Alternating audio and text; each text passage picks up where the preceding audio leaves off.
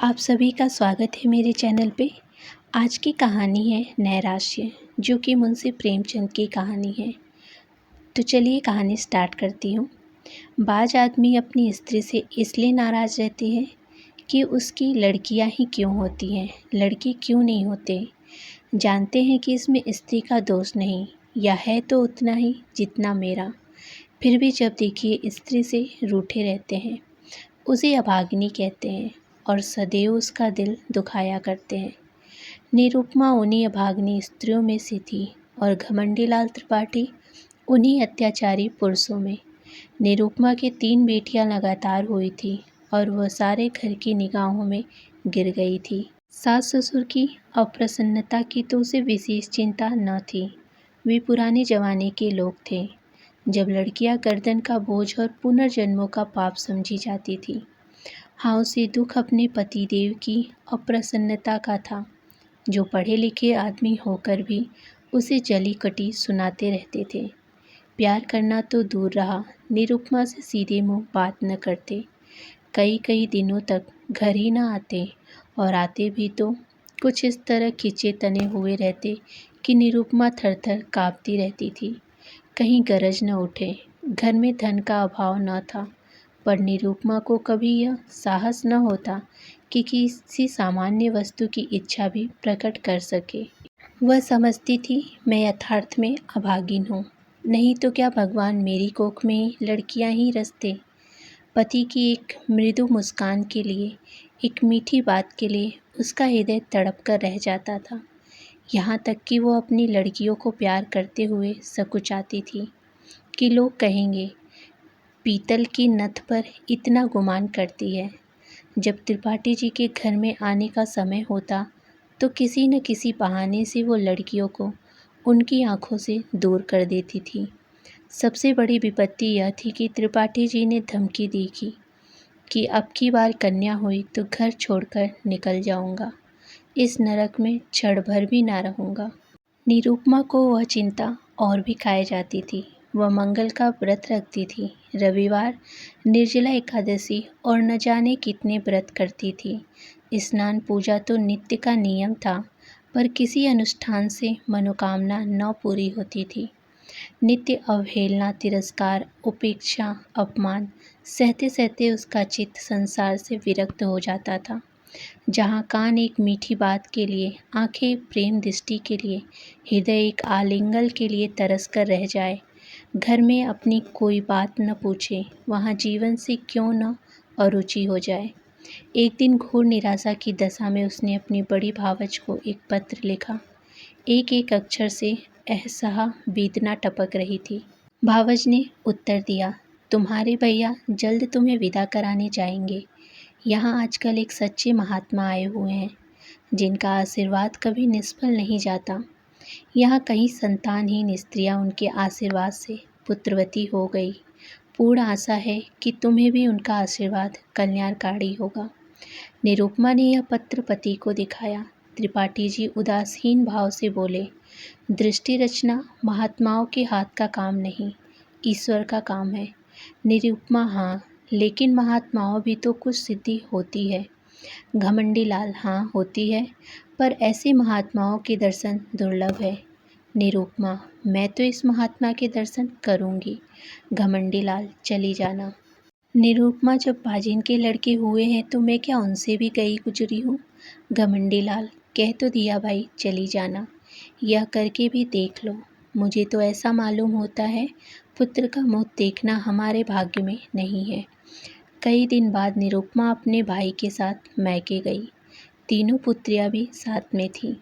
भाभी ने उन्हें प्रेम से गले लगाकर कहा, तुम्हारे घर के आदमी बड़े निर्दयी हैं। ऐसी गुलाब सी फूलों सी लड़कियां पाकर भी तकदीर को रोते हैं। ये तुम्हें भारी हो तो मुझे दे दो।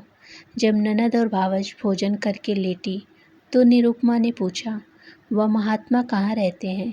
भावज, ऐसी जल्दी क्या है, बता दूंगी। निरुपमा, है तो नगीच ही ना। भावज, बहुत नगीच, जब कहोगी उन्हें बुला दूंगी। निरुपमा, तो क्या तुम लोग पर बहुत प्रसन्न है क्या। भावज, दोनों वक्त यहीं भोजन करते हैं, यहीं रहते हैं। निरुपमा, जब घर में ही वैद है तो मरिए क्यों? आज मुझे उनके दर्शन करा देना।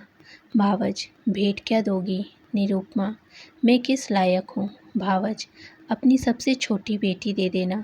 निरुपमा, चलो गाली देती हूँ। भावज, अच्छा यह न सही, एक बार उन्हें प्रेमालिंगन कर देना।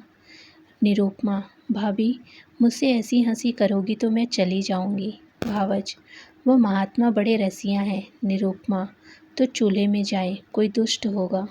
भावज, उनका आशीर्वाद तो इसी शर्त पर मिलेगा और वह कोई भेंट स्वीकार ही नहीं करते।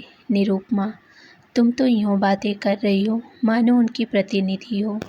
भावज, हाँ, वह यह सब विषय मेरे ही द्वारा तय किया करते हैं। मैं भेंट लेती हूँ, मैं ही आशीर्वाद देती हूँ, मैं ही उनके हितार्थ भोजन कर लेती हूँ। निरुपमा, तो यह कहो कि तुमने मुझे बुलाने के लिए यह हीला निकाला है। भावज, नहीं, उनके साथ ही तुम्हें कुछ ऐसे गुर बता दूंगी जिससे तुम अपने घर में आराम से रहो। इसके बाद दोनों सखियों में कानाफूसी होने लगी। जब भावज चुप हुई तो निरुपमा बोली, और जो कहीं फिर कन्या हुई तो? भावज, तो क्या? कुछ दिन तो शांति और सुख से बीतेगा, यह दिन तो कोई लौटा न लेगा। पुत्र हुआ तो कहना ही क्या, पुत्री हुई तो फिर कोई नई युक्ति निकाली जाएगी। तुम्हारे घर के जैसे अक्लों के दुश्मनों के साथ ऐसा ही चाल चलने से गुजारा है। निरुपमा, मुझे तो संकोच मालूम होता है। भावज, त्रिपाठी जी को 2-4 दिन में पत्र लिख देना कि महात्मा जी के दर्शन हुए हैं और उन्होंने मुझे वरदान दिया है।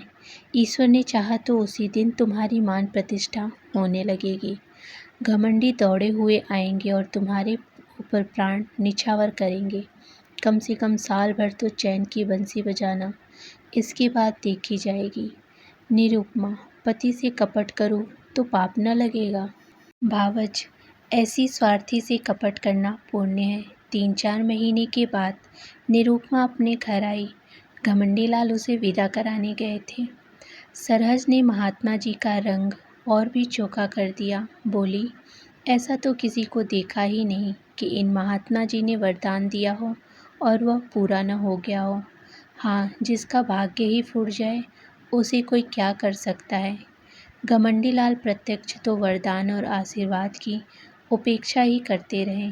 इन बातों पर विश्वास करना आजकल संकोचजनक मालूम होता है, पर उनके दिल पर असर जरूर हुआ। निरुपमा की खातिरदारियाँ होनी शुरू हुई। जब वह गर्भवती हुई तो सबके दिलों में नई नई आशाएं हिलोरे लेने लगी। सास जो उठते काली और बैठते व्यंग से बातें करती थी, अब उसे पान की तरफ फेरती। बेटी, तुम रहने दो, मैं ही रसोई बना लूँगी, तुम्हारा सिर दुखने लगेगा। कभी निरुपमा कलसे का पानी या कोई चारपाई उठाने लगती तो सास दौड़ती हुई, रहने दो, मैं आती हूँ, तुम कोई भारी चीज़ मत उठाया करो। लड़कियों की बात और होती है, उन पर किसी बात का असर नहीं होता। लड़के तो गर्भ से ही मान करने लगते हैं। अब निरुपमा के लिए दूध का उठौना किया गया जिससे बालक पुष्ट और गोरा हो। घमंडी लाल वस्त्रभूषणों पर उतारू हो गए। हर महीने एक न एक नई चीज़ लाते। निरुपमा का जीवन इतना सुखमय कभी न था। उस समय भी नहीं जब वह नई नवेली वधू थी। महीने गुजरने लगे। निरुपमा को अनुभूत लक्षणों से विदित होने लगा कि यह कन्या ही है, पर वह इस भेद को गुप्त रखती थी। सोचती थी, सावन की धूप है, इसका क्या भरोसा, जितना चीज़ धूप में सुखानी हो सुखा लो, फिर तो घटा छाएगी ही। बात बात पर बिगड़ती। वह कभी इतनी मानशील न थी, पर घर में कोई चू तक न करता कि कहीं बहू का दिल न दुखे, नन्ही बालक को कष्ट न हो। कभी कभी निरुपमा केवल घर वालों को जलाने के लिए अनुष्ठान करती। उसे उन्हें जलाने में मज़ा आता था। वह सोचती, तुम स्वार्थियों को जितना जलाऊंगी उतना अच्छा। तुम मेरा आदर इसलिए करते हो कि मैं बच्चा जानूंगी जो तुम्हारे कुल का नाम चलाएगा। मैं कुछ नहीं, बालक ही सब कुछ है। मेरा अपना कोई महत्व नहीं, जो कुछ है बालक के नाते। यह मेरे पति हैं। पहले इन्हें मुझसे कितना प्रेम था, तब इतने संसार लोलुप्त न हुए थे। अब इनका प्रेम केवल स्वार्थ का स्वांग है। मैं भी पशु हूँ जिसे दूध के लिए चारा पानी दिया जाता है। खैर यही सही, इस वक्त तो तुम मेरे काबू में आए हो। जितने गहने बन सके बनवा लो, इन्हें तो छीन न लोगे। इस तरह 10 महीने पूरे हो गए। निरुपमा की दोनों नंदें ससुराल से बुलाई गई। बच्चे के लिए पहले से ही सोने के गहने बनवा लिए गए। दूध के लिए एक सुंदर सा दुधारू गाय मोल ले ली गई। घमंडी लाल उसे हवा खिलाने को एक छोटी सी सेज गाड़ी लाए। जिस दिन निरुपमा को प्रसव वेदना होने लगी, द्वार पर पंडित जी मुहूर्त देखने के लिए बुलाए गए। एक मीर शिकार बंदूक छोड़ने को बुलाया गया। गाय ने मंगल गाने के लिए बटोर ली गई। घर में तिल तिल पर खबर मंगाई जाती थी। क्या हुआ? लेडी डॉक्टर भी बुलाई गई। बाजे वाले हुक्म के इंतजार में बैठे थे। पामर भी अपनी सारंगी लिए जच्चा मान करे नंदलाल सो की तान सुनाने को तैयार बैठा था। सारी तैयारियां, सारी आशाएं, सारा उत्साह, सारा समारोह एक ही शब्द पर अवलंबित था। ज्यों-ज्यों देरी होती, लोगों में उत्सुकता बढ़ती जाती थी। घमंडी लाल अपने मनोभाव को छिपाने के लिए एक समाचार पत्र देख रहे थे, मानो उन्हें लड़का या लड़की दोनों ही बराबर है। मगर उनके बूढ़े पिताजी इतने सावधान न थे। उनकी बाछें खिली जा रही थी, हंस हंस कर सबसे बात कर रहे थे और पैसों की एक थैली को बार बार उछाल रहे थे। मीर शिकार ने कहा, मालिक से अब की बार पगड़ी दुपट्टा लूँगा। पिताजी ने खिलकर कहा, अबे कितनी पगड़ियाँ लेगा? इतनी बेभाग की दूंगा कि सर के बाल गंजे हो जाएंगे। पामार बोला, सरकार से अब की कुछ जीविका लूँ। पिताजी खिलकर बोले, अबे कितनी खाएगा? खिला खिला कर पेट फाड़ दूंगा। सहसा महरी घर से बाहर निकली, कुछ घबराई हुई सी। वह अभी कुछ बोलने भी न पाई थी कि मीर शिकार ने बंदूक फायर कर ही तो दी। बंदूक छूटनी थी, रोशन चौकी की तान भी छिड़ गई। पामर भी कमर कसकर नाचने को खड़ा हो गया। महरी, अरे तुम सबके सब भंग खा गए हो क्या? मीर शिकार, क्या हुआ क्या? महरी, हुआ क्या, लड़की ही तो फिर हुई है। पिताजी, लड़की हुई है? यह कहते कहते वो कमर थाम कर बैठ गए, मानो वज्र गिर पड़ा। घमंडी लाल कमरे से निकल कर आए और बोले, जाकर लेडी डॉक्टर से तो पूछ, अच्छी तरह देख ले, देखा ना सुना, चल खड़ी हुई। महरी, बाबूजी, मैंने तो आंखों देखा है, घमंडी लाल कन्या ही है। पिताजी, हमारी तकदीर ऐसी है बेटा, जाओ रे सबके सब। तुम सभी के भाग्य में कुछ पाना न लिखा था तो कहाँ से पाते? भाग जाओ।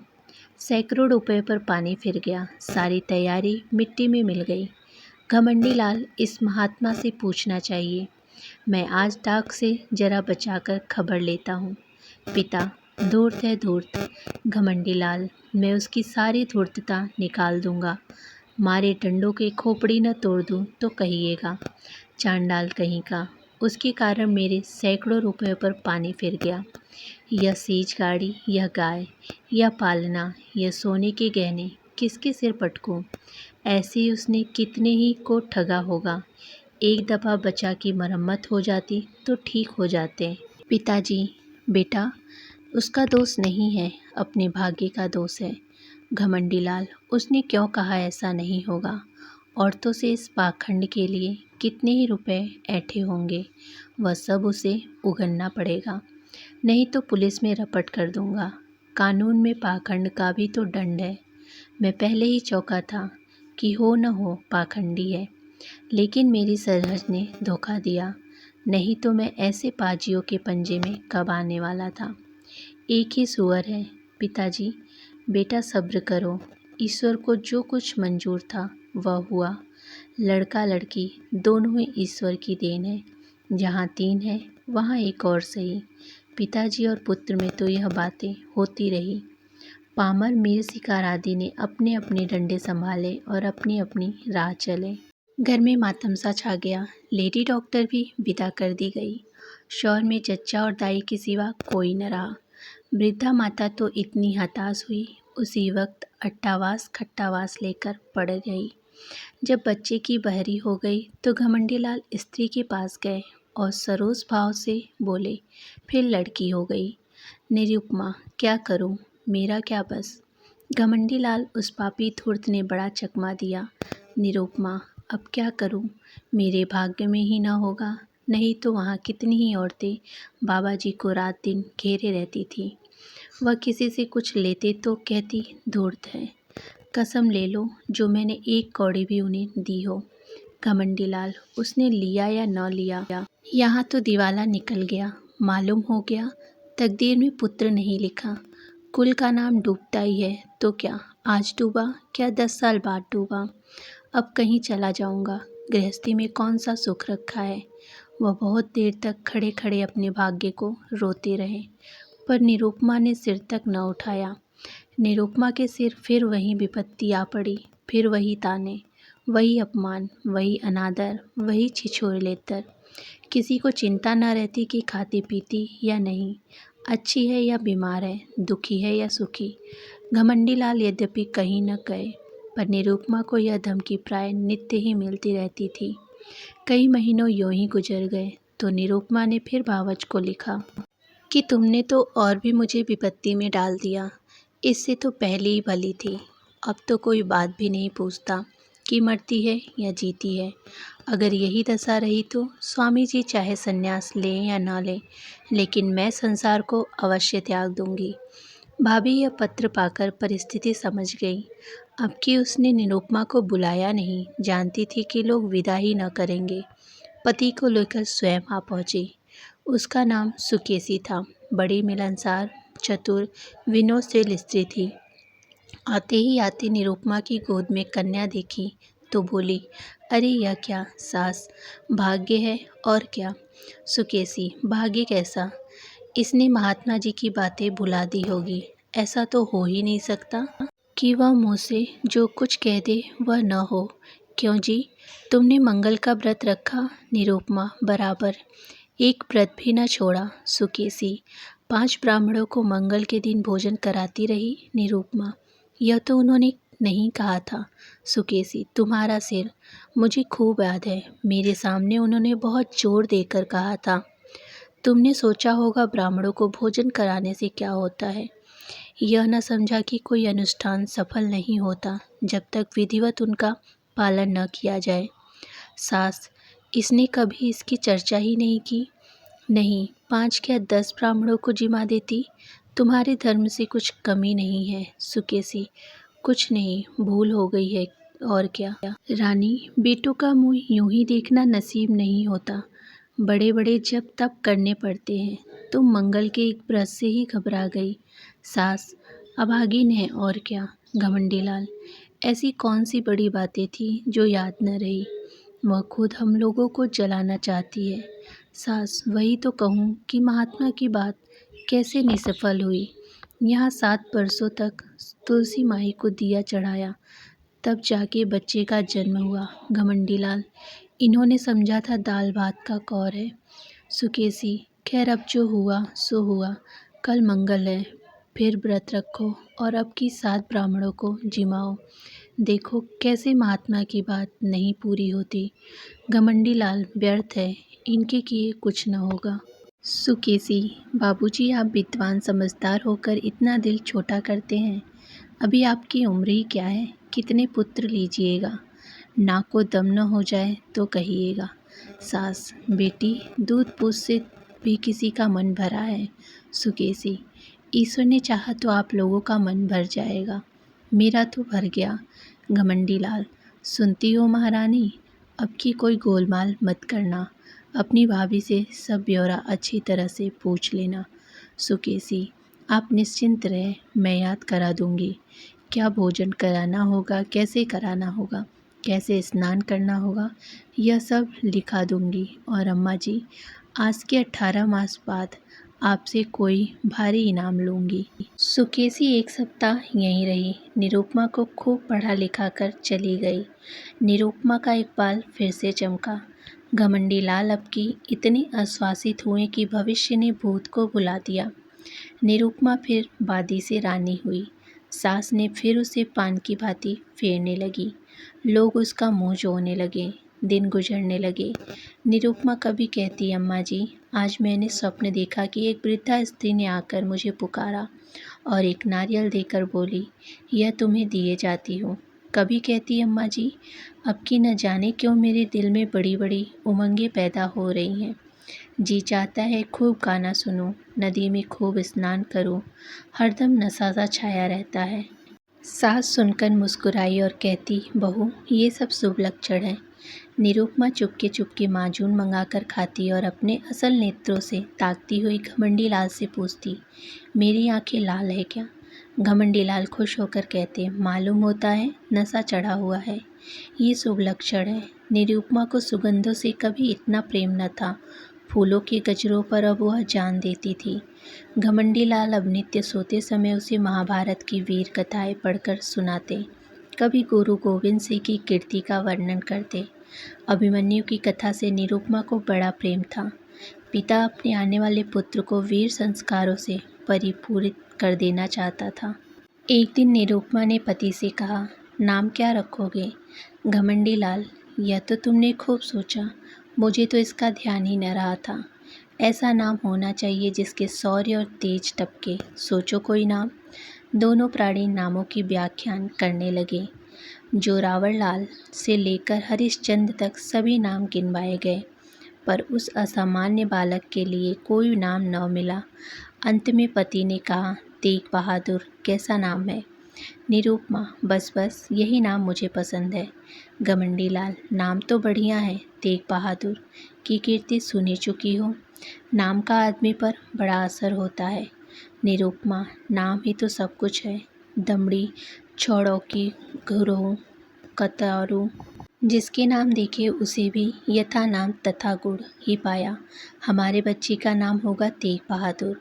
प्रसव काल आ पहुंचा। निरुपमा को मालूम था कि क्या होने वाला है, लेकिन बाहर मंगलचारण का पूरा सामान था।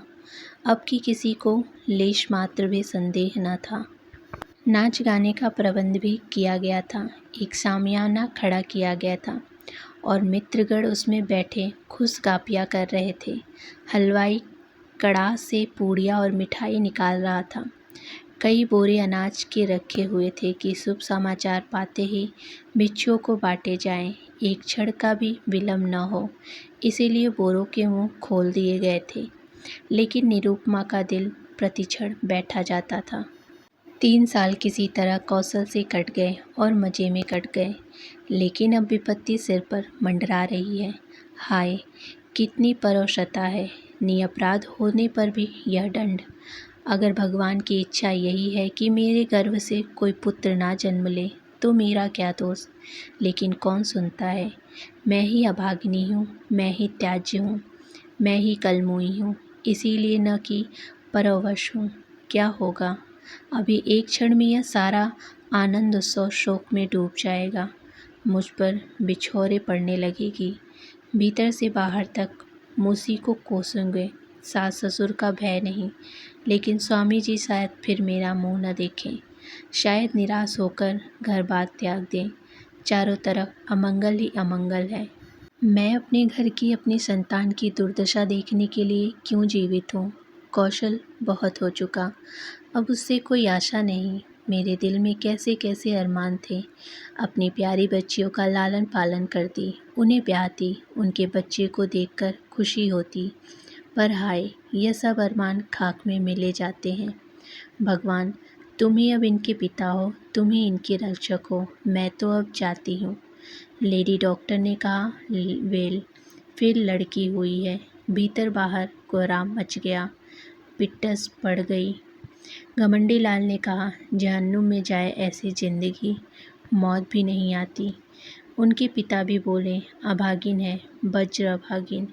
बिच्छुओं ने कहा, रो अपनी तकदीर को, हम कोई दूसरा द्वार देखते हैं।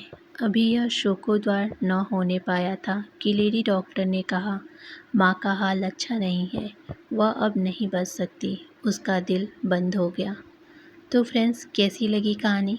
कहानी पसंद आई हो तो वीडियो को लाइक, शेयर और चैनल को सब्सक्राइब जरूर कीजिएगा। धन्यवाद।